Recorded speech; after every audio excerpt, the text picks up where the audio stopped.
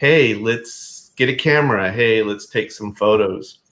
Um, and of course, once smartphones really started to take off, you could do video with your smartphones. I started shooting videos on my smartphones, taking pictures Uh-huh. with my smartphones. Right. Uh, So and convenient, so, right?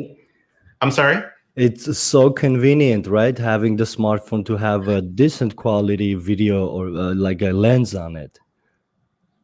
Yeah, no, exactly. That's exactly. It just became something you could just pick up in your hand and create with.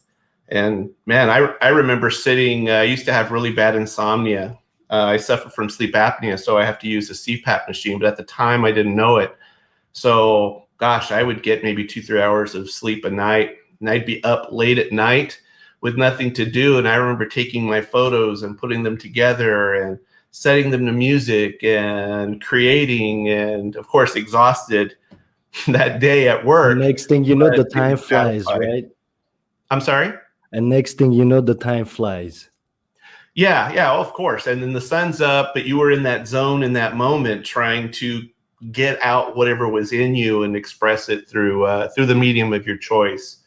So it's been over my whole life. I've ignored the um, the nagging inspiration to create because I was brought up very in a poverty level, and I was taught you go to work, you earn money, and that's your life.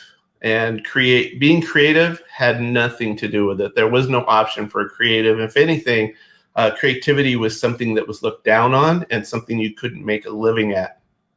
Right. But over the years, It of was course, a that's changed. luxury, in other words. Yes, exactly. Because you had to pay your rent, you had to buy the groceries, you had to, which you still do, but the opportunity to Pursue. really be creative, whether you want it as a career or just simply as enjoyment, has really blossomed with the internet and has made that available.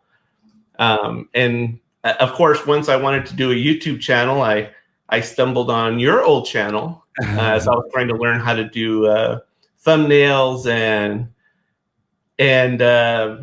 YouTube banners at the top, and that's where we got connected. As I found your channel, and Right. you provided so much information that it really helped me along my way.